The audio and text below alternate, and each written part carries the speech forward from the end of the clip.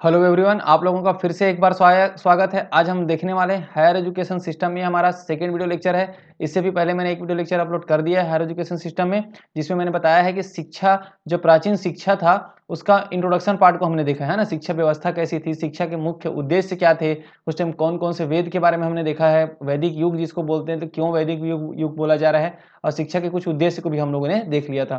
तो आज video lecture में सेकंड पार्ट है ना। तो फर्स्ट पार्ट को जरूर देखें, जिससे आपको और अच्छे से एनालिसिस करने में आसानी होगा और समझने में बहुत आसानी हो जाएगा, क्योंकि एक या दो क्वेश्चन आपको देखने को मिल सकता है एजुकेशन सिस्टम से भी है, खासकर प्राचीन काल से एक क्वेश्चन तो हमें देखने को मिलता है। ठीक है, तो आज हम उसका सेकंड वीडियो लेक्चर है, तो उसके आगे वाले पोर्शन को ही पढ़ रहे हैं, है ना। तो चलिए फिर स्टार्ट करते हैं और समझते हैं इसको एक एक करके। तो सबसे पहले देखें, प्राचीन काल में शिक्षा व्यवस्था को हम देख रहे हैं यहाँ पर। तो सबसे पहले देखिए, हमने उस टाइम जो भी पढ़ा था उसके आगे पोर्शन को देख रहा हूँ, पहले वीडियो लेक्चर के बाद।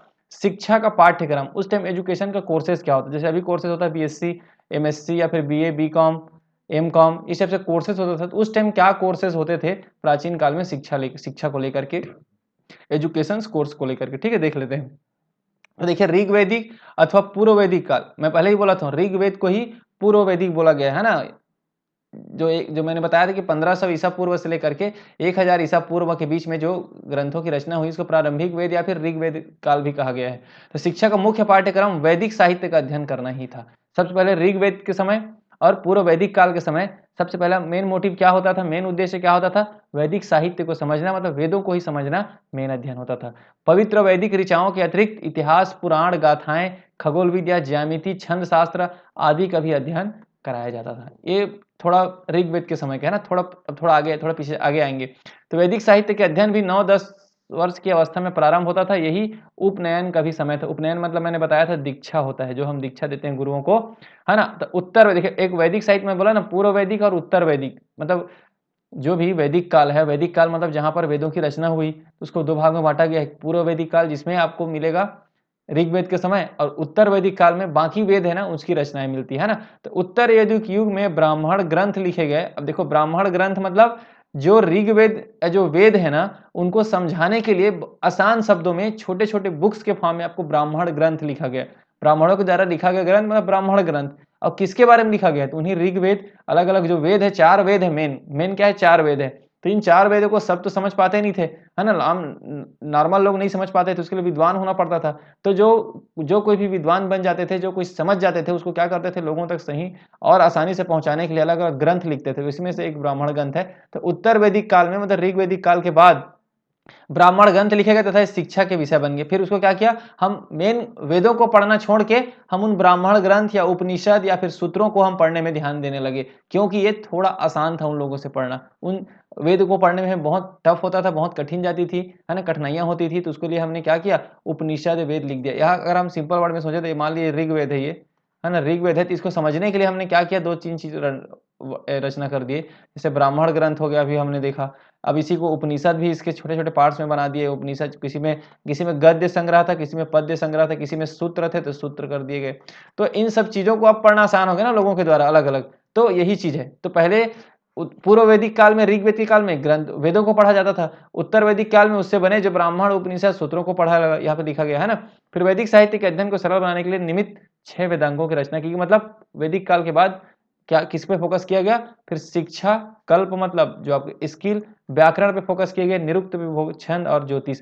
यहीं से क्वेश्चन आया था कि पूर्व उत्तर वैदिक काल में, है ना, क्या क्या चीजों पे फोकस किया जाता था। ज्योतिष उसमें आंसर था, व्याकरण था और शिक्षा था। तो इस टाइप से क्वेश्चन आया हुआ भी है यहाँ से, अगर 2019 या 2018 के क्वेश्चन पेपर को देखेंगे सीजी सेट का। तो ठीक है, अब याद आते हैं सूत्र युग। सूत्र युग मतलब जो मैंने बताया ना, सूत्रों की रचना। तो सूत्र युग के अंत तक आते आते वैदिक साहित्य के अध्ययन के स्थान पर अन्य विषयों का भी पाठ्यक्रम समावेश कर लिया गया। क्या क्या था अन्य में देखेंगे तो, जैसे कि दर्शन, धर्मशास्त्र, रामायण महाभारत आदि महाकाव्य। फिर रामायण महाभारत का आपका जनरेट हो जाता है, मतलब उस टाइम से स्टार्ट हो जाता है जब वैदिक काल खत्म होते जाता है। मतलब उसको आसान करते करते, वेदों को आसान करते करते हम जब पहुंचते हैं ना, तब नए नए महाकाव्य की रचना का स्टार्ट हो जाता है। फिर व्याकरण पे ध्यान दिया जाता है, खगोल विद्या पे, मूर्ति कला पे, वैद वाला जो चीजें हैं, पोत निर्माण कला में आदि में प्रगति होने लगती है। साथ में गायन, वादन, चित्रकला, तो ये नृत्य, यंत्र, मूर्ति कला, कृषि, पशुपालन, वाणिज्य, चिकित्सा विधि, प्रशासनिक, ये सब चीजों में भी आपको देखने को मिलने लगे। अब व्याकरण तथा ज्योतिष की शिक्षा भारत में बहुत अधिक प्रचलन था। याद रखें, देखो ये क्वेश्चन आया था,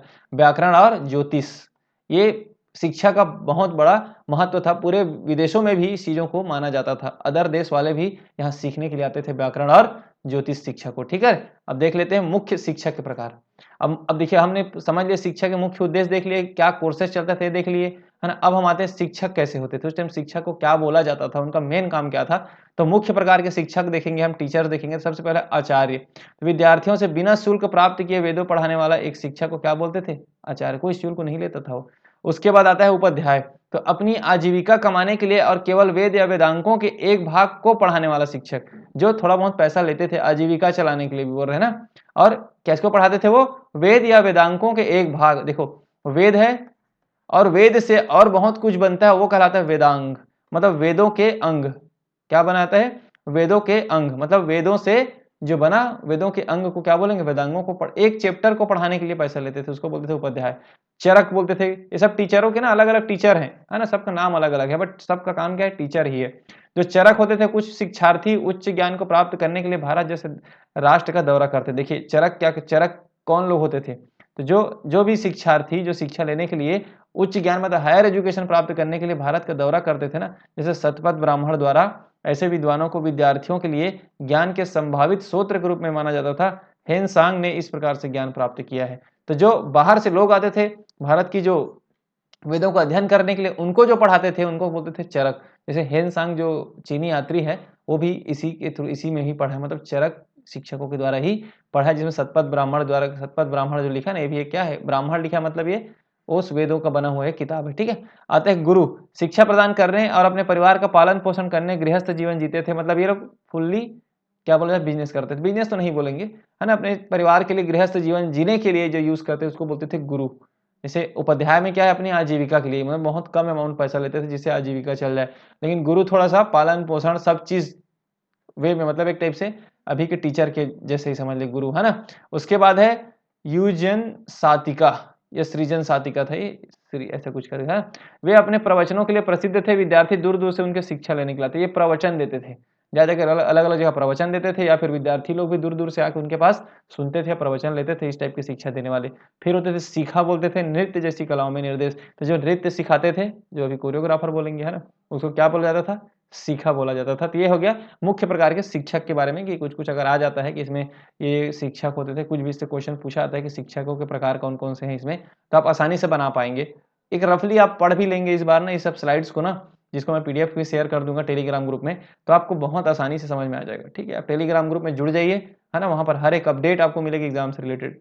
अब आते हैं शिक्षण संस्थान के बारे में। उस टाइम को जो एजुकेशनल इंस्टीट्यूशन कैसा था, तो गुरुकुल सबसे पता है। तो गुरुकुल को शिक्षा के गृह के रूप में, गुरुकुल क्या होता था, गुरुकुल सिंपल सी बात है, जो भी गुरुकुल में जाकर पढ़ता था वो उस शिक्षक के घर में जाकर रहता था, वहीं जीवन यापन करता था, वहीं सीखता था, उनके साथ काम करता था और अपना जीवन व्यतीत करता था। तो ये होता था गुरुकुल। तो इस अंतवासी में छात्र उनके परिवार के सदस्यों की भांति ही रहते थे। गुरुकुल सिंपल से है ना, वहीं पे जाता था, वहीं पे वो दीक्षा लेकर के, शिक्षा लेकर के आता था अपने घर वापस, फिर अपना जीवन व्यतीत करता था, चाहे गृहस्थ जीवन हो चाहे ब्रह्मचारी जीवन हो। फिर होता था परिषद। शिक्षण संस्थान हम देख रहे हैं ना, जैसे एजुकेशनल इंस्टीट्यूट, जैसे स्कूल है, कॉलेजेस है, वैसी परिषद होता था। मैंने अपने इससे पहले वाले वीडियो लेक्चर में मैंने बताया भी है कि गुरुकुल परिषद के बारे में सम्मेलन हम पढ़ेंगे आगे वाले वीडियो लेक्चर में, जिसमें हम देख रहे हैं परिषद होते थे। जैसे यहाँ छात्र उच्च शिक्षा के लिए रहते थे, किसके लिए, उच्च शिक्षा के लिए। वे मूल रूप से 3 ब्राह्मणों द्वारा संचालित किए जाते थे।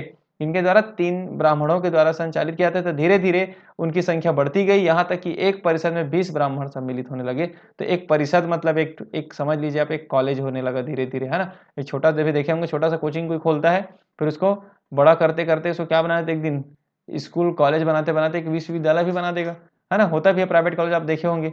तो इसी टाइप से परिषद भी होता था, ठीक है, जहाँ धर्म दर्शन शास्त्र के बारे में, कानून के अच्छे ज्ञाता भी थे वो लोग। अब आते हैं गोष्ठी या सम्मेलन। यह एक महान राजा द्वारा बुलाई गई एक राष्ट्रीय सभा थी। देखिए अब इस टाइप से शिक्षण संस्थान में एक ऐसा भी होता था, गोष्ठी या सम्मेलन। तो ये सम्मेलन का अर्थ ही आप समझ रहे हैं कि महाराजाओं के द्वारा एक सम्मेलन टी बुलाया जाता है, उस चीज पे डिस्कशन किया जाता है, कुछ कविताएं पाठ की जाती है, इस टाइप की भी चीजें होती थी, जिसमें विभिन्न स्कूलों के प्रतिनिधियों को उनके विचारों को पूरा करने और आदान प्रदान करने के लिए आमंत्रित किया जाता था। हमेशा राजा लोग ऐसे करते थे पुराने जमाने में, है ना। उसके बाद आता है आश्रम, ये वाला, या फिर धर्म उपदेश जिसको बोल रहे हैं। तो ऐसे केंद्र थे जहां देश भर के विभिन्न स्थानों से विद्यार्थी प्रसिद्ध संतों के पास सीखने के लिए एकत्रित होते थे। उदाहरण के लिए प्रयाग में भारद्वाज का आश्रम, तो ये अलग से एक आश्रम था, मतलब समझ लीजिए गुरुकुल छोटा हो गया, आश्रम उससे थोड़ा बड़ा हो गया, जिसमें और सिस्टमेटिक रहने के लिए उनके कमरा वमरा सब था। गुरुकुल में क्या होता था, आप उनके परिवार के साथ रहते थे, उस शिक्षक के परिवार के आप सदस्य की जैसे रहते थे, लेकिन आश्रम में ऐसा नहीं था। आश्रम में आप उनके सदस्य नहीं होते थे, आपके लिए भी सेपरेट कमरा बना दिया जाता था पूरा, उसके अकॉर्डिंग आप आके रहते थे और आपको शिक्षा दी जाती थी। जो भी हॉस्टल वाला जो आश्रम, जो हम अभी भी आश्रम ही बोलते हैं हॉस्टल को, तो यहीं से आया है ना। तो देखिए जो कुछ हम अभी भी जो वर्ड यूज कर रहे हैं वो सब हमारी प्राचीन भारत की प्राचीन इतिहास की देन है, वेदों की देन है, ऋग्वेद, अलग अलग वेदों से ही हम ये सब चीजें हम देख पाते हैं। ठीक है, अब हम देख लेते हैं अगला, विद्यापीठ।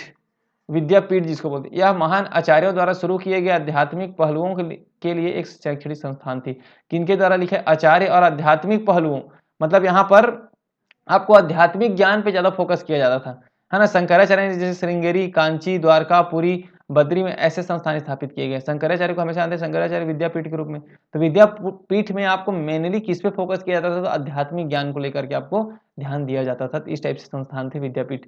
घटिकाएं होती थी, यहाँ सुसंस्कृत विद्वान, शिक्षक और शिष्य सभी मिलते थे और विभिन्न विषयों पर चर्चा किया करते थे, तो उनमें टकराव की संभावना भी रहती थी, मतलब यहाँ पर थोड़ा वाद विवाद टाइप होता था घटिकाएं में। ठीक है, अगला है अग्रहार। गांव में ब्राह्मणों या बड़े लोगों के रहने के स्थान थे जहां विद्या प्रदान करते थे। जहां पर देखो गांव में ब्राह्मण या बड़े लोग जहां पे रहते थे ना, वहां पे विद्या प्रदान करते थे, इसको बोलते थे अग्रहार। मठ होता था, ये मुख्य रूप से धार्मिक और धर्मनिरपेक्ष निर्देशों के निवास और प्राप्त करने के लिए थे। यहाँ पे लिखेंगे धार्मिक और धर्मनिरपेक्ष, सभी धर्मों के लिए यहाँ पर निर्देश, मतलब सभी धर्मों को समान महत्व दिया जाता था। इस टाइप से मठ का निर्माण होता था। मठ जैसे बोलते हैं ना, शैव मठ, वैष्णव मठ, ये अलग अलग धर्म है। शैव मतलब शैव संप्रदाय, वैष्णव संप्रदाय, तो इनका एक मठ होता है, दोनों संप्रदाय संबंधित है और कुछ मंदिरों या संघों से जुड़े हुए थे। मठ जैसे अभी भी देखते हैं हम लोग कि बड़े बड़े मंदिरों में मठ होता है। मठ मतलब बहुत साधु संत लोग वहां रहते हैं, जहाँ पे धर्म को उपदेश दिया जाता है। इस टाइप से भी मठ होता था ये सब। ठीक है, अगला है ब्रह्मपुरी टाइप का होता था। कस्बों और शहरों में या शिक्षा के उद्देश्य से किसी चयनित क्षेत्र में विद्वान ब्राह्मणों के रहने का स्थान। कौन रहते थे, विद्वान ब्राह्मण लोग जो रहते थे उसको बोलते थे ब्रह्मपुरी। जो बड़े बड़े शहरों की बात करें हम तो विहार होता था, एक बौद्ध मठ जहाँ सभी बौद्ध उपदेश और दर्शन सिखाए जाते थे। जैसे मान लीजिए बौद्ध विहार हम बोलते हैं ना, तो बहुत एक बौद्ध मतलब एक एरिया समझ लीजिए, है ना। यहाँ पर सभी बौद्ध भिक्षु लोग आके रहते थे, जिनको शिक्षा आपको दिया जाता था। अगर आप बलौदा बाजार में अगर हम सिरपुर चले आए, सिरपुर में आपको बौद्ध विहार देखने को मिल जाता है, वहाँ पूरा बना हुआ है, जो प्राचीन काल में जो पुरातात्विक लोगों के द्वारा जो साइंटिस्ट के द्वारा खोदने से पता चला है, पुरातात्विक लोगों से, है ना, पुरातत्ववेत्ता बोलते हैं जिनको, जिसमें आपको दिख जाएगा सिरपुर के आसपास, है ना। और बहुत सारे हैं ऐसी, है ना। ये सब चीज़ें क्या, यही सब चीज़ें हैं जो शिक्षा के लिए, मतलब एज एजुकेशनल इंस्टीट्यूशन काम करता था, शिक्षण संस्थान के जैसा काम करता था। अब हम देख लेते हैं उस टाइम टीचिंग के मेथड्स क्या क्या थे, जो अभी हम लोग करते हैं और पहला करते थे, उसमें कितनी सिमिलरिटीज है। तो देखिए मेनली तो वहाँ पर शिक्षा कैसा होता था, मौखिक रूप से होता था ना, लिखित तो होता नहीं था। प्रश्न उत्तरी होता था, मतलब प्रश्न पूछते थे, शंका का समाधान होता था, जो भी प्रॉब्लम है उसको सॉल्व किया जाता था। व्याख्यान मतलब लेक्चर दिया जाता था। वाद विवाद मतलब सिंपल सी बात है, डिबेट होता था उस टाइम, है ना, लिखित नहीं होता था। तो उसी में कुछ कुछ पॉइंट है, जैसे अनुकरण, आवृत्ति एवं कंठस्थ विधि। पहला तो अनुकरण विधि, सीखने की स्वाभाविक विधि, जो हम सिंपल जो सीखते हैं ना, सुन के अनुकरण करके उसको हम शिक्षा बोलते हैं। आवृत्ति मतलब बार बार उस चीज को रिपीट करते थे। देखो अब किसी भी चीज को आप सुनेंगे, सुनने के बाद आप बार बार रिपीट करेंगे और तो क्या होगा, आपको कंठस्थ हो जाएगा वो। तो इस विधि का भी प्रयोग उस टाइम किया करते थे। लिखा ना, गुरु शिष्यों के सम्मुख वेद मंत्रों का उच्चारण। देख गुरु क्या करते थे, शिष्यों के सम्मुख वेद या मंत्रों का उच्चारण करते थे, शिष्य उनका अनुकरण करते थे, मतलब बार बार उसको दोहराते थे और उस प्रकार से उन्हें कंठस्थ हो जाता था। ये भी एक विधि है जो आज भी फॉलो किया जाता है। प्राइमरी स्कूल की बात करें तो, है ना, कविताओं को बोला जाता है सर मैडम के द्वारा, फिर उसको रिपीट किया जाता है तो बच्चे याद कर लेते हैं उस चीजों को। अगला है व्याख्या एवं दृष्टांत विधि। तो प्राचीन शिक्षा काल में शिष्यों को व्याकरण का कोई नियम अथवा वेदों का कोई मंत्र कंठस्थ कराने के बाद उसकी व्याख्या करते हैं। जैसे मान लो हमने अगर वेद को या ग्रंथ को, वेद की कोई मंत्र है ना, वेद में कोई भी मंत्र, उसको हमें बार बार पढ़ाया गया है तो हमने उसको रट लिया, लेकिन अब उसको हमें क्या करना पड़ेगा, उसका अर्थ तो बताना पड़ेगा। तो ये भी विधि थी कि उसका अर्थ करते थे एवं उसका अर्थ एवं भाव स्पष्ट करते थे। तो ये हो गया आपका दृष्टांत और व्याख्या विधि। अगला है प्रश्न उत्तर, वाद विवाद और शास्त्रार्थ विधि। तभी मैंने पहले ही बोला हूँ, आपसे प्रश्न पूछा जाना, वाद्य मतलब आप दूसरे से, वो एक दूसरे से पूछेगा, डिबेट होता था। और आदि विधियों का भी विकास प्राचीन काल के उपनिषदों की शैली में हमें देखने को मिलता है। अगला है कथन, प्रदर्शन एवं अभ्यास विधि। सबसे पहले प्राचीन शिक्षा काल में कृषि, पशुपालन, कला, कौशल विकास, सैन्य शिक्षा और आदि विज्ञान क्रियाकलाप विषयों की शिक्षा कथन, फिर प्रदर्शन, फिर अभ्यास विधि से की जाती थी। मतलब जो कुछ भी होता था प्रैक्टिकली नॉलेज भी होता था उस टाइम। ऐसा नहीं है कि आपको थ्योरेटिकली पढ़ा दिया जाता था, प्रैक्टिकल भी करवाया जाता था। जैसे पशुपालन हो गया कि कृषि हो गया, ये सब चीज़ें आप करते थे तो आपको और आसानी से अच्छे से समझ में आता था। अभी भी हम अगर हम किसी चीज़ के प्रैक्टिकल कर लें प्रायोगिक कर लें, है ना, तो उसको प्रयोग कर लें तो हम उसको बहुत अच्छे से समझ जाते हैं, ठीक है। तो इस टाइप की विधि का भी अध्ययन किया जाता था। अगला है श्रवण मनन निधि ध्यासन। ये मैंने बताया था अपने फर्स्ट वाले लेक्चर में डिटेल में। श्रवण मतलब सुनना, मनन मतलब उसका विश्लेषण करना, और निधि ध्यासन मतलब उस चीज को अपने जीवन में लागू करना। ये भी विधि का भरपूर वहाँ पे शिक्षण पद्धतियों में यूज़ किया गया कि लोगों को पहले बताते थे, जो सुनते थे वो लोग, जो भी शिक्षार्थी होते थे, जो शिक्षा लेने आए रहते थे, फिर उसको अपने जीवन में उतारते थे विश्लेषण करके। तो इस टाइप की विधि का भी प्राचीन काल में हमें देखने को मिलता है। तर्क विधि, तो प्राचीन शिक्षा में तर्क शास्त्र जैसे गुणों विषयों के शिक्षण हेतु तर्क विधि का विकास किया है। तो कुछ कुछ चीज़ें ऐसी थी जो हम तर्क के आधार पर ही हम समझ पाते, जैसे आसमान पे कितने तारे हैं, है ना, ये सूर्य गोल घूम रहा है ना। तो ये सब चीज़ें को आर्यभट्ट या जो भी जो खगोल विज्ञान वाले जो भी हमारे दार्शनिक हुए, जो भी हमारे साइंटिस्ट हुए उस टाइप के बोले हम लोग, है ना, उस टाइम के जो भी ज्ञानी लोग हुए, वो सब इन तर्क के आधार पर ही आज हमें यहाँ तक पहुँचे हम लोग, मतलब उस ज्ञान को दे पाए हमें, है ना। कहानी विधि, इसमें कहानी सुनाया जाता था, कहानी के द्वारा जैसे राजकुमारों को नीति की शिक्षा देने के लिए कहानियों की रचना की। ये कहानी पंचतत्व एवं हितोपदेश के नाम से भी संग्रहित होता था। तो इस टाइप के भी अलग अलग शिक्षा पद्धतियाँ थी जो उस टाइम शिक्षण की विधियाँ थी, टीचिंग के मेथड थे। इससे लोगों को आध्यात्मिक, सामाजिक, आर्थिक, धार्मिक सभी प्रकार से उनका सर्वांगीण विकास पर ध्यान दिया गया, ठीक है। अब हम देखते हैं कुछ इंस्टीट्यूशन जो उस टाइम बहुत ही ज़्यादा इंपॉर्टेंट थे, उस टाइम जो मेन इंस्टीट्यूट था, मतलब मेन कॉलेजेस थे, है ना, उसके बारे में, विश्वविद्यालय था जिसको हम बोले, उसके बारे में। तो सबसे पहले समझते हैं प्रगतिशील अध्ययन के लिए विशेष संस्थान कुछ उस टाइम थे जिसको पढ़ते थे। ऋग्वेद में वर्णित ब्राह्मण प्रगतिशील अध्ययन और अनुसंधान को बढ़ावा देने के लिए विशेष संस्थान थे उस टाइम। ऋग्वेद में महिलाओं का उल्लेख, उन्हें ब्रह्म वादिनी कहा गया। देखिए ये सब चीज़ जो मैंने लिखा है यहाँ पर ना, एक नॉर्मल नॉलेज के लिए, मैं पहले बार बार बोल रहा हूँ। तो उपनिषदों में पंचाल परिषद का उल्लेख मिलता है जिसकी कार्यवाही में राजा भी भाग लेता था। तो इस चीज़ को आप पढ़ भी सकते हैं, है ना, नॉर्मल चीज़ है ये। अब हम देख लेते हैं तक्षशिला विश्वविद्यालय, सबसे पुराना मैंने बोला था 700 ईसा पूर्व की बात हुई। तो प्राचीन काल में तक्षशिला कई शताब्दियों तक बौद्ध धर्म की धार्मिक शिक्षाओं सहित शिक्षा का एक प्रसिद्ध केंद्र था। तो 5वीं शताब्दी ईसा पूर्व में इसे नष्ट होने तक यह दुनिया भर के छात्रों को आकर्षित करता रहा। देखो 7वीं शताब्दी में, 700 मतलब 7वीं शताब्दी में यह बना, और नष्ट कब होता है ये, 5वीं शताब्दी। तब तक ये बहुत ज़्यादा फेमस हो चुका था, है ना, बहुत ज़्यादा छात्रों को आकर्षित करता था, ठीक है। अब देखते हैं ये कहाँ पर है, ये भी देख लेते हैं। रावलपिंडी के पश्चिम में 20 मील की दूरी पर स्थित होने के कारण तक्षशिला गंधार साम्राज्य की राजधानी थी। गंधार में है, आप याद रखेंगे तक्षशिला कहाँ पर है, गंधार। और गंधार कहाँ पर है, मैं बता दूं, गंधार है ये उत्तर पश्चिमी पाकिस्तान में है। अब देखिए ये है उत्तर दक्षिण, ये हो गया पूरब, ये हो गया पश्चिम। तो उत्तर पश्चिम एरिया, मतलब इस टाइप के एरिया में आपको भारत पाकिस्तान के बॉर्डर पे आपको दिख जाएगा, ठीक है। गंधार राज्य में राजधानी थी। तो वाल्मीकि के रामायण के अनुसार राजकुमार जो भरत है, वाल्मीकि में जो बोलते हैं ना राम लक्ष्मण शत्रुघ्न भरत, तो भरत ने इस शहर की स्थापना की, अपने पुत्र, उसके पुत्र नाम का तक्ष को इस क्षेत्र का शासक नियुक्त किया था। इसी के बेस में तक्षशिला एक प्राचीन भारतीय शहर बना जो उत्तर पश्चिमी पाकिस्तान में। तब इस टाइप जब भी आप इस महाविद्यालय को पढ़े ना आप इस टाइप को, तो आप बस ये याद रखें कि सबसे प्राचीन कौन सा है और कब बना है, उसके एक रेंज को याद रख लें, और साथ में कहाँ स्थित है, इस पॉइंट को थोड़ा बहुत नॉलेज रख लेंगे। इससे आपको क्या होगा, जैसे गंधार में है ना, गांधार तक्षशिला में, और गंधार कहाँ है, तभी के उत्तर पश्चिमी पाकिस्तान में। तो इस टाइप से आप याद रखेंगे। एक चीज़ और है, ये बहुत ही पुरातात्विक स्थल महत्वपूर्ण है, इसको यूनेस्को ने विश्व धरोहर स्थल घोषित की। यूनेस्को क्या करता है, कुछ कुछ स्थल होते हैं जिसको बहुत ही ज़्यादा इंपॉर्टेंट है बोल के उसको ऑल ओवर वर्ल्ड में, दुनिया में संरक्षित करने के लिए अपना उपदेश देता है, मतलब संरक्षित करने में ध्यान देता है। तो उसको हम बोलते हैं यूनेस्को की विश्व धरोहर स्थल घोषित किया है। छात्रों को विभिन्न क्षेत्र, वेद, दर्शन, व्याकरण, आयुर्वेद, सभी क्षेत्रों में, राजनीति, धनुर्विद्या, वाणिज्य, सभी क्षेत्रों में यहाँ पर शिक्षा दी जाती थी। इसके अतिरिक्त 68 जिज्ञासु विषयों जैसे गुप्त खजाने तथा गुप्त संदेशों का पता लगाना आदि की भी शिक्षा दी जाती थी। तो तक्षशिला विश्वविद्यालय से चाणक्य जो है ना, कौटिल्य, जिसको हम लोग विष्णुगुप्त भी बोलते हैं, याद रखेंगे, पाणिनि, चरक, विष्णु शर्मा, जीवक जैसे महान दार्शनिकों ने भी अपनी स्नातक की उपाधि प्राप्त की। अब देख सकते हैं जितने हम लोगों ने बाद में जो हम पढ़ते हैं चाणक्य, आर्यभट्ट या फिर अर्थशास्त्र जो हम पढ़ते हैं इकोनॉमिक, ये सब कहाँ से मिला है, इन्हीं सब विश्वविद्यालयों में जा करके तो अध्ययन किए हैं, वहाँ के टॉपर बच्चे रहे होंगे, और ये अपने अपना अलग से और किए जो आज हम पढ़ रहे हैं इनकी बुक्स को। अब आते हैं नालंदा महाविहार, नालंदा विश्वविद्यालय बोल देंगे इसको, है ना। तो नालंदा महाविहार, नालंदा विश्वविद्यालय जो कि मगध कहाँ है, अभी बिहार में स्थित है, को भारत में स्नातकोत्तर शिक्षा, उन्नत अध्ययन और अनुसंधान का सबसे अच्छा उदाहरण माना जाता है। तो प्राचीन भारत में अगर स्नातकोत्तर शिक्षा पे मेन अगर देखा जाए, है ना, पीजी लेवल पे या फिर रिसर्च लेवल पे, अनुसंधान पे लेवल पे, तो नालंदा परिसर आगे है तक्षशिला से, ठीक, समझ में आ गया। इसकी इसकी स्थापना कब हुई है, तो 5वीं शताब्दी ना, ये बाद में हुआ है, किससे, नालंदा से। तो कई अन्य व्यक्तिगत विहार, कॉलेज, निवास स्थान इसके सांस्कृतिक केंद्र का कार्य करते थे। इसके अंदर बहुत सारे कॉलेजेस थे। राजा कुमारगुप्त, देखिए मतलब एक गुप्त काल की बात है। ये इतिहास में किस टाइम की बात है? गुप्त काल। जो राजा गुप्त थे, कुमारगुप्त 415 से लेकर के 455 ईस्वी ने नालंदा में बौद्ध भिक्षुओं के प्रशिक्षण के लिए प्रथम मठ बनवाया था। राजा बुद्धगुप्त, चट्टगुप्त इमारतों में अब उसका और अलग-अलग इन्होंने क्या किया, इस पे काम करते गए और आगे बढ़ते। अभी इस लाइन के बाद देखिए हम नालंदा विश्वविद्यालय का विस्तृत विवरण एक प्रतिभाशाली चीनी विद्वान हेन सांग से मिलता है। तो हेन सांग जब यहाँ पर आया था ना शिक्षा लेने के लिए, तो इस पे लिख के गया है कि मैंने यहाँ पढ़ा है, इसमें ये चीजें हैं। तो मेन, क्योंकि ये तो बाद में अंग्रेजों के द्वारा इसको वो नष्ट कर दिया गया था इन सब विश्वविद्यालयों को, अंग्रेजों के द्वारा या फिर बोले हम मुगल शासकों के द्वारा तोड़-फोड़ कर दिया, सब चीज़ों को तोड़ दिया था ना।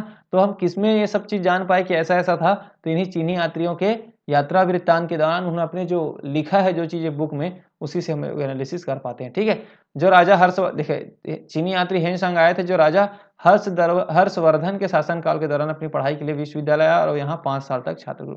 तिब्बती इतिहासकार लामा तारानामा भी अपने कार्यों में नालंदा विवरण करते हैं। देखिए यहाँ पे लिखा वर्ष 1202 में, वर्ष 1202 मतलब ईस्वी खत्म होने के बाद अब 1202 ईस्वी में जो बख्तियार खिलजी जो शासक था ना, सैनिकों ने नालंदा विश्वविद्यालय को अग्नि द्वारा नष्ट कर दिया, मतलब जला दिया था, ठीक है? ये होता है मूलों का। अगला है वल्लभी विश्वविद्यालय। बौद्ध काल के एक अन्य महत्वपूर्ण शिक्षा केंद्र वल्लभी था, जो 475 से 700, देखिए 475 से 475 ईस्वी के बीच मैत्रक राजाओं की राजधानी थी। अब प्रसिद्ध और शैक्षिक महत्व में इसे उपयुक्त रूप से नालंदा का प्रतिद्वंदी माना जाता था। मतलब वल्लभी और नालंदा एक इक्वल लेवल के विश्वविद्यालय थे उस टाइम, ठीक है? लेकिन ये बना कब है? सबसे पहले तक्षशिला, फिर नालंदा, फिर वल्लभी, ठीक है? हेनसांग आइज सिंह ने भी भारत के पश्चिमी हिस्से में वल्लभी को नालंदा की तरह गौरवशाली पाया है और भारत के हर हिस्से में छात्र यहाँ पे आते थे। अब देखिए जितने भी मैं विश्वविद्यालय के बारे में बता रहा हूँ, चाहे तक्षशिला हो चाहे नालंदा हो, यहाँ पे बाहर के लोग भी आते थे पढ़ने के लिए। विदेशों से भी, अलग-अलग देशों से भी आकर यहाँ पर लोग पढ़े हैं, प्रशिक्षण लिए हैं। यह विश्वविद्यालय धर्मनिरपेक्ष विषयों में प्रशिक्षण के लिए जाना जाता था और इसमें हर जगह से छात्र आते थे। शिक्षा की उच्च गुणवत्ता का इस विश्वविद्यालय के स्नातकों को आमतौर पर उच्च पदों की पेशकश की जाती थी। तो मतलब यहाँ पर से प्लेसमेंट होता था। सिंपल सी बात है। अभी अगर विश्वविद्यालय की बात करें वल्लभी, तभी जैसे प्लेसमेंट होता है, अच्छे बच्चे को प्लेसमेंट हो जाता है, वैसे ही वल्लभी विश्वविद्यालय से जो भी पढ़ता था उसका लगभग अलग-अलग उच्च पद में उनकी पेशकश होती थी, मतलब लोग उसको ले लेते थे। राजा महाराजा अपने साथ मंत्री या फिर जो भी सैनिक के हेड के रूप में ले लेते थे उनको। तो मैत्रक राजाओं ने अपनी राजधानी के रूप में वल्लभी में एक मठ का निर्माण कराया है। और नालंदा, जैसे नालंदा देखिए, नालंदा महायान बौद्ध धर्म का केंद्र था। अब देखिए बौद्ध धर्म भी ना दो संप्रदाय में बटा था। एक होता था महायान जो कट्टर थे, इसके एक होता है हीनयान जो बदलाव चाहते थे। देखो महायान जो बौद्ध धर्म के जो पुरानी परंपरा थी बौद्ध धर्म, उसको हम लोग अपनाना चाहते थे, लेकिन हीनयान क्या होते थे, इसमें बदलाव चाहते थे। तो जो नालंदा परिसर है ना, जो नालंदा परिसर है वो किसका था? महायान लोगों का था। उस टाइप के बौद्ध लोग यहाँ पढ़ते थे, जबकि यहाँ पे कौन थे? वल्लभी वाले लोग। तो ये क्या हो गए? दो एक दूसरे के प्रतिद्वंदी हुए ना, इसीलिए यहाँ पे लिखा है, ठीक है? तो ये हमें देखने को मिलता है, ठीक है? अगला हम चलते हैं विक्रमशिला। ये भी इंपॉर्टेंट है। विक्रमशिला विश्वविद्यालय मगध के उत्तर में गंगा नदी के तट पर स्थित है। कहा जाता है कि राजा धर्मपाल राजा के संरक्षण में कामपाल नामक एक भिक्षु ने इसकी स्थापना की थी। धर्मपाल का नाम याद रखेंगे आप। विश्वविद्यालय के केंद्र में विद्यागृह मुख्य व्याख्यान कक्ष था, मतलब जो ऑडिटोरियम का कॉन्सेप्ट है ना, ये उस टाइम से आ चुका है। विक्रमशिला विश्वविद्यालय में हमें देखने को मिलता है, ठीक है? उसके बाद प्रवेश द्वार होते थे। प्रत्येक प्रवेश द्वार के नजदीकी में निवासी भिक्षुओं के लिए एक मठ होता था। नालंदा की भांति ही प्रसिद्ध है। इसे नालंदा की एक बहन संस्था के रूप में भी देखा जाता था। और नालंदा की तरह विक्रमशिला भी उच्च दीवारों से घिरी थी एवं अध्ययन के लिए विषय नालंदा के समान थे। तांत्रिक रूप सर्वोपरि थे। इसका देखिए बौद्ध धर्म का जो तांत्रिक रूप है ना, वो सर्वोपरि था विक्रम विश्वविद्यालय का, ठीक है? तो विक्रम विश्वविद्यालय के विद्वानों में दीपाशंकर ज्ञान ने भी यहाँ से लिया है, जो भी अभी तो नॉर्मल में इसको भी मुस्लिम आक्रमणकारियों ने ध्वस्त कर दिया। मैंने पहले भी बोला मुगल शासकों ने सब चीज को नष्ट कर दिया था, उनको ये सब चीजें से प्रॉब्लम थी, ऐसे समझिए। पुष्पगिरी विश्वविद्यालय, अब देखिए इसकी भी स्थापना किसने की है? कलिंग साम्राज्य में है। कलिंग मतलब उड़ीसा एरिया में हुआ था 3री शताब्दी में, ईस्वी में नहीं, 3री शताब्दी, ईस्वी, ईसा पूर्व नहीं, ईस्वी में इसकी प्रगति 9वीं शताब्दी तक हुई। मतलब 3री शताब्दी से लेकर के 9वीं शताब्दी का आपको पुष्पगिरी विश्वविद्यालय के बारे में देखने को मिलता है। हेनसांग ने भी इस विश्वविद्यालय का परिभ्रमण किया। देखिए चीनी यात्री हेनसांग ये भी विश्वविद्यालय आया था घूमने, वो अपने भी यात्रा वृत्तांत में लिखा भी है उस चीजों को, है ना? देखिए अब इसका एक खास पॉइंट, विश्वविद्यालय परिसर का विस्तार 3 समीपवर्ती पहाड़ी ललितगिरी, रत्नागिरी और उदयगिरी तक फैला हुआ था। तीन पहाड़ियों के बीच में ये पुष्पगिरी विश्वविद्यालय था, इसलिए इसका नाम क्या रखा गया? पुष्पगिरी। गिरी मतलब पहाड़, तो ललितगिरी, रत्नागिरी और उदयगिरी। हाल ही में मिली अशोक की कुछ छवियों के अवशेषों पर आधार पर कहा जा सकता है कि पुष्पगिरी विश्वविद्यालय की स्थापना सम्राट अशोक के द्वारा कराई गई थी, क्योंकि अशोक का जो शासन काल है ना, या जो शासन है वो इस एरिया में था, कलिंग साम्राज्य के एरिया में था। यहाँ के जो कलिंग के राजा थे उनको हराया था अशोक ने, है ना। तो ये भी एक बहुत ही ज़्यादा इंपॉर्टेंट हो जाता है। ठीक, अब आते हैं उदंतीपुरी। ये सब छोटा छोटा ही नॉर्मल पढ़ते जाएंगे हम लोग। उदंतीपुरी भारत का दूसरा प्राचीन विश्वविद्यालय है। इसकी स्थापना पाल वंश के संस्थापक गोपाल द्वारा नालंदा से 6 मील की दूरी पर मगधा में की गई थी। तिब्बती अभिलेखों के अनुसार उदंतपुरी में लगभग 12,000 छात्र थे। तो विक्रमशिला के आचार्य श्री गंगा भी यहीं के, विक्रमशिला के जो आचार्य बने थे वो गंगा भी यही के छात्र थे। किसके पास था ये नालंदा परिसर के पास था। पाल वंश, याद रखेंगे, उदंतीपुरी में पाल वंश, अलग अलग प्रकार के राजाओं के वंश होते हैं जिन्होंने शासन किया। तो किसने किया था? पाल वंश, गोपाल है वो। ठीक है, एक एक लाइन में लिख सकते हैं, ज्यादा ना पढ़ें सब चीजों को, बस एक रफली आइडिया रखें। सोमपुरा विश्वविद्यालय, अनुमान के अनुसार राजा देवपाल ने सोमपुर विहार बनवाया था। इसकी इमारतें ऊंची थी, और ये लाइन को हम पढ़ सकते हैं। कांचीपुरम के बारे में देख लेते हैं। तो ये पल्लव काल की बात है। कांचीपुरम किसके? पल्लव, जैसे पाल था वैसे ये पल्लव वंश के टाइम का है ये, है ना। और सीखने की जगह के नाम से भी विख्यात है। देखिए आप लिखे हैं, इसको सीखने की जगह के नाम से जाना जाता था। और ये बना कहाँ पे? 1ली से 5वीं शताब्दी के बीच इस शहर का विकास जैन और बौद्ध धर्म के उन्नत शिक्षक केंद्र में हुई। तो इन सब संस्था का नाम आपको पता होना चाहिए रफली, है ना। जैसे नागार्जुन कोंडा है ना, तो यह बौद्ध शिक्षा के लिए प्रसिद्ध केंद्र थे। और इसका नाम प्रसिद्ध भिक्षु, एक भिक्षु थे, मतलब जो भिक्षु मतलब ये होता है कि बौद्ध धर्म को फैलाने वाले एजेंट, सिंपल सी बात है ना। जो महायान बौद्ध धर्म के प्रसिद्ध विद्वान के नाम में रखा गया था, इनके नाम पे ही नागार्जुन कोंडा इसको रखा गया। ठीक है। मुंशीगंज विहार है जो हाल ही में जो बंगाल में है, इसकी स्थापना 9वीं शताब्दी में की गई थी, और यहाँ से लोग बाहर से आते थे। एक और देख लेते हैं, लास्ट है हमारा ये मिथिला। तो उपनिषदिक युग में, मतलब उपनिषद जिस टाइम बन रहा था, मिथिला जो है ब्राह्मणवादी शिक्षा का एक प्रमुख केंद्र बन गया। इसे ही विदेह नाम दिया गया है। मिथिला को क्या दिया गया है? विदेह। मिथिला मतलब समझ गया। इसकी गौरवशाली यात्रा राजा जनक से बौद्ध काल तक बनी रही, है ना। बाद में इस स्थान का नाम भगवान कृष्ण के भक्त के रूप में पैदा हुआ। तो हिंदी के प्रसिद्ध कवि विद्यापति और संस्कृत साहित्य के प्रमुख कवि जयदेव का भी जन्म यही हुआ है। जयदेव, है ना। जयदेव के बारे में हम पढ़ते हैं हिंदी में। अब 12वीं शताब्दी से 15वीं शताब्दी तक साहित्य और ललित कलाओं के अतिरिक्त वैज्ञानिक विषयों को भी यहाँ पर पढ़ाया गया। मतलब ये बहुत लेट में बना है ना। जो तक्षशिला कहाँ ईसा पूर्व में है, कहाँ 12वीं और 15वीं शताब्दी में हमें देखने को मिलता है। न्याय शास्त्र और तर्क शास्त्र पढ़ाया जाता था। गंगा उपाध्याय ने एक एक नए न्याय के एक विद्यालय की स्थापना भी की थी, और ये सब चीजें हम देख चुके हैं।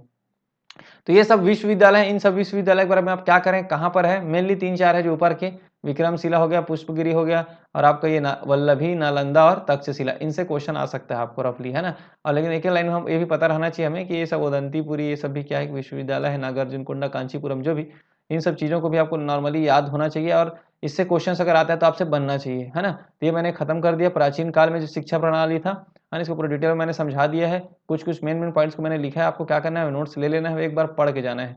बस एक रफली एक आइडिया होना चाहिए आपको, है ना। आप ज़्यादा इसमें रटे नहीं इस चीज़ों को, क्योंकि इतना इंपॉर्टेंट भी नहीं है, बट हमें नॉलेज होना चाहिए हायर एजुकेशन सिस्टम को लेकर के, क्योंकि एक क्वेश्चन पूछ दिया गया है। ठीक है। अब मिलते हैं नेक्स्ट वीडियो लेक्चर में, हम इसमें देखेंगे, मेनली हम उसमें फोकस करेंगे पोस्ट इंडिपेंडेंस, स्वतंत्रता के बाद जो डेवलपमेंट हुआ है ना, वो हमारे लिए इंपॉर्टेंट हो जाता है। 3 से 4 क्वेश्चन आपको देखने को उन्हीं सब टॉपिकों से मिलेगा, जो 4-5 वीडियो लेक्चर में कवर करूंगा, या फिर उससे कम भी हो सकता है, ज़्यादा भी हो सकता है ना। पूरा डिटेल में हम समझ लेंगे हायर एजुकेशन सिस्टम को। तो उम्मीद करता हूँ वीडियो आपको अच्छा लगा होगा। वीडियो अच्छा लगा चैनल को सब्सक्राइब कर दें, वीडियो को लाइक कर दें, और अपने दोस्तों में शेयर कर दें। मिलते हैं नेक्स्ट वीडियो लेक्चर में एक नए टॉपिक के साथ, तब तक के लिए थैंक यू।